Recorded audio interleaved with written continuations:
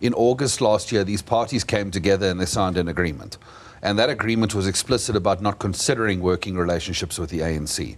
They campaigned on the basis of that agreement to the South African people. And when your members of the media go and pose them questions about what they're going to do with the votes after the election, they ducked and they dived and they evaded that question, all the while winning votes on the alternative, saying that they want to rescue South Africa and now they want to give those votes back to the same party from which we allegedly need rescuing. And ultimately, we feel that there's been a betrayal of the South African people here. So Michael Beaumont here is actually raining fire and brimstone on the MOONSHOT PACT, which was earlier called the Rainbow Coalition, or what many people refer to as the Multiparty Charter, for betraying South Africans, in that it is included now in the discussions for the government of national unity. Let's listen to his arguments, and I'll be back for some really interesting analysis. Your view on the ANC president announcing that they're looking at forming a government of national unity? Well, I mean, we're watching with a great deal of interest. We ourselves have expressed a view that we would not want to take up such a position because we have a concern about what we call a conflicted opposition in South Africa.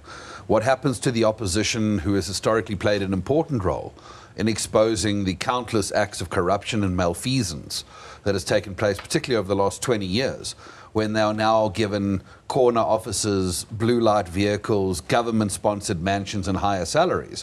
When they find that corruption going forward, they're now facing a decision. Do we do what's right, or do we do what keeps our own government in place? And a conflicted opposition with an ANC in government is potentially one of the most dangerous things. So we are looking at it from the outside saying that we are not going to participate in such a process, but at the same time, we are recognizing the need for stability. So we will watch, we will observe, and we've already committed to the South African people that we will play the role of what we call a constructive opposition. Ultimately, if proposals come across our desk that are good for the South African people, we will support them. We will not be in opposition for opposition's sake. But at the same time, when there needs to be accountability and the opposition is too conflicted to provide it, we will need to be the unofficial opposition in South Africa. Okay, so I mean, we've taken a look at I suppose, the agreement that was signed off on by parties that were part of the Multiparty Charter. Section 7 of that obviously talks about the agreement amongst all of you that you're not going to be working with the African National Congress. When you step away from the Charter, what does that say about parties like the Democratic Alliance and the IFP? I mean, there's questions certainly about the fact that they have talked with the ANC. We heard that from the president of the African National Congress last night. Are you stepping away because there is a sense that they will be working with the ANC? Oh, absolutely. I think we must be very clear. In August last year, these parties came together and they signed an agreement. And that agreement was explicit about not considering working relationships with the ANC. They campaigned on the basis of that agreement to the South African people. And when your members of the media go and pose them questions about what they're going to do with the votes after the election, they ducked and they dived and they evaded that question, all the while winning votes on the alternative, saying that they want to rescue South Africa and now they want to give those votes back to the same party from which we allegedly need rescuing. And ultimately, we feel that there's been a betrayal of the South African people here. If there was going to be an openness to this, it should have been much clearer from the start. It was absolutely denied that this is where it was going. And we see that a multi-party charter has started to become a bit of a collective bargaining agreement, something to how people can, hunt with the hounds and run with the foxes. And from our point of view, we did not want to be a part of that. We were very clear to the South African people that we are here to build the alternative to the ANC. We don't think you can fix South Africa in partnership with those who have broken it. And from our point of view, that means we needed to walk away to preserve our own integrity. Last week when we were at the Results Operations Center, we spoke to one political analyst, Madlala Sethalogile, who made an interesting point, and I wanted to put this in front of you, right? He said essentially what happened here is that political parties such as ActionSA, IFP, even the Freedom Front Plus were decampaigned by this multi-party charter, that you yourselves as political parties were duped into signing this charter, and in fact, had you not, you would have held on to some of your voters. Well, I think it's part of that I agree with and part of it that I don't. The idea that being outside of the charter would have been a better result is kind of negated by the look at what Rise and Bosa achieved. So that was hardly the secret to party growth either. And I think South Africans genuinely wanted to see political parties that would work together in their interests. And that's why we joined. We think it was the right decision at the time. And we did so entirely in good faith, because when a political party calls that many members of the press to come and report on an agreement that says we won't do something, I mean, surely you think, my goodness, how would they do a 180 on that? But I think you are right. I think the intentions were not always pure. And there's no question that the Charter was used as a vehicle to decampaign some of the partners. We've obviously witnessed that. We've obviously made our decisions going forward. And I think what we are looking forward to is a period of time where ActionSA is going to stand on its own 2 feet. We're going to be the best ActionSA that we can be. And we're going to do so untethered and unencumbered by partners with baggage. Yeah, really interesting. What do you guys think? I think in a previous video, Neil De Beer actually made a speech, saying that the multi-party charter actually failed to accrue all the votes it needed to oppose the ANC, in a very concise way. And so probably the visions of the multi-charter failed, but the multi-party charter failed. But for this video, I thought to analyze with a report made in 2023 by the Citizen to really understand the vision of the multi-party charter, the MOONSHOT Pact, and what really, went down in the negotiations for such a pact, so that we can understand Michael Beaumont's argument as he argues that the multi-party charter has, betrayed South Africans, and the ActionSA wants to remain an unofficial opposition. In other words, it wants to stay behind the scenes watching and trying to oppose in the absence of an opposition, which the government of national unity now would actually mandate. Okay, so this report was made by the Citizen newspaper in 2023, and it spoke about how the historic MOONSHOT Pact includes 7 parties which are joining together to forge a new path to challenge the ANC. So the goal was to challenge the ANC.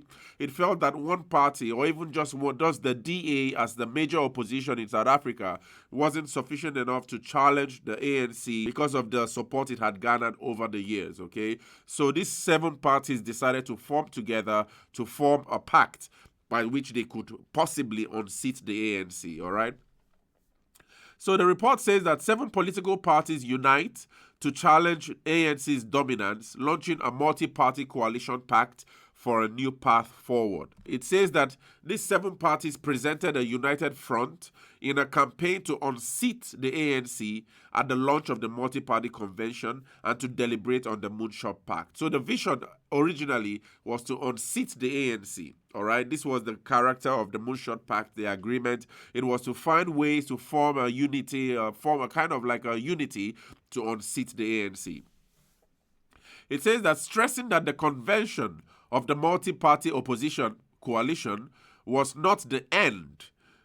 Professor William Gumede told journalists that his mandate included engaging other opposition parties who are not part of the core group but sharing the same set of values and principles.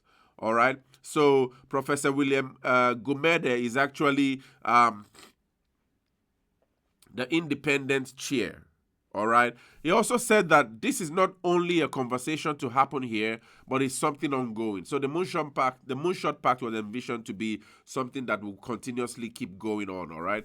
And that the idea is to get a joint opposition, a joint position in relation to the National Dialogue on Coalition Government, the group's thinking and good ideas around that. So it was an idea that had already envisioned or anticipated the possibility of a coalition. And especially with now John Steen, who is in usually before the election, he spoke about how what he called a doomsday coalition would be a coalition involving the ANC, the EFF, and the MK party. So it felt that the MOONSHOT Pact or the multi-party charter had anticipated the possibility of this kind of coalition, and so it sort of like fought to gather these other parties, which are actually, I think, these are parties that believe in the neoliberal way of life and governance, in free market and all that. And it says the idea was to get a joint position in relation to national dialogue on coalition government. And it says that the importance of adopting governing principles of the coalition also were crucial because, according to them, coalitions fail at the local level because parties do not have a set of governing principles. Ultimately, it would be good to look at what would be common ground for solutions in South Africa. So this was the design, the ideas that actually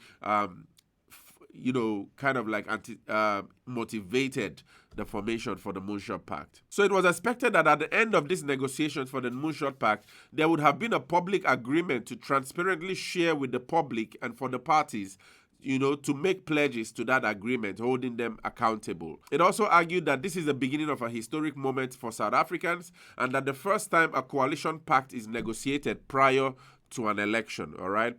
It was a moment to imagine South Africa and retell the story of South Africa in a much more positive and narrative and a helpful way. So it also says that taking a courageous step to rise above the past in order to move forward, a moment to make a couple of decisive decisions to alter the trajectory of South Africa for the better was key. So in other words, the Moonshot Pact was designed to be a space to begin renegotiations for a positive future for South Africa, so that South Africans could actually sort of like find an alternative to what has been termed a hole or probably a ditch, which the ANC was actually moving South Africans towards. So it says that in his address to the convention, the DA federal leader John Steenhuisen said that the two-day convention ending today after the adoption of the resolutions was not about politics and politicians, but about the people of South Africa. Okay, so this brings Michael Beaumont's argument into focus, because Michael Beaumont actually says that the multi-party charter has betrayed South Africans. In other words, that the fact that the DA and some other members of the multi-party charter, which included the IFP and some other parties, 7 of them, actually are now considering discussions with the ANC for the government of national unity, is actually a betrayal to South Africans, because they had already earlier agreed that the plan in their coalition to gather all their votes was to unseat the ANC. And so now that they are involved in making discussions, for the government of national unity with the ANC, it kind of like derides the entire vision which the multi-party charter actually earlier envisioned. The argument also from Freedom Front Plus leader Peter Grunwald said that it is not rare in any history of a people and a nation that at one stage or the other, a nation approaches a crossroads. There are many crossroads in the history of South Africa, and we have had many crossroads. Our historical moment is 2024, which will not be the first or the last crossroad. And so, based on this, the Freedom Front Plus party also tried to put in energy into the Moonshot Pact and have that. ActionSA President Herman Mashaba also said at the formation of the Moonshot Pact that as we gather here right now, outside of this room, 44% of South Africans are unemployed, 82 people are being murdered daily, a woman is raped every 30 seconds, and continuous load shedding is crippling businesses, destroying livelihoods and jobs. And so it was envisioned that the multi-party charter, the Moonshot Pact,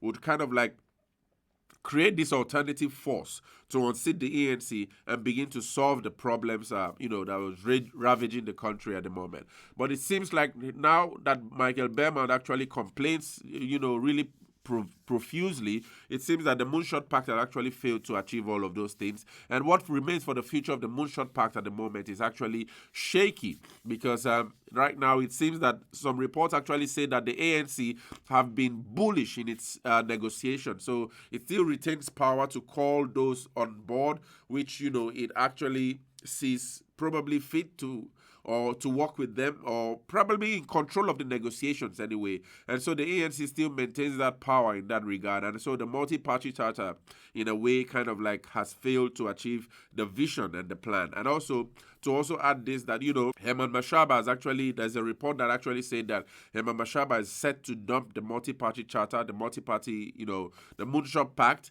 and actually begin now to build ActionSA, because the Moonshot Pact actually probably did not meet up to the goals and the visions which the members of the charter actually envisioned for South Africa. So it's a lot of things anyway, but I think Michael Beaumont's speech here was really, vociferous and really insightful to really understand. He speaks really like a sharp politician.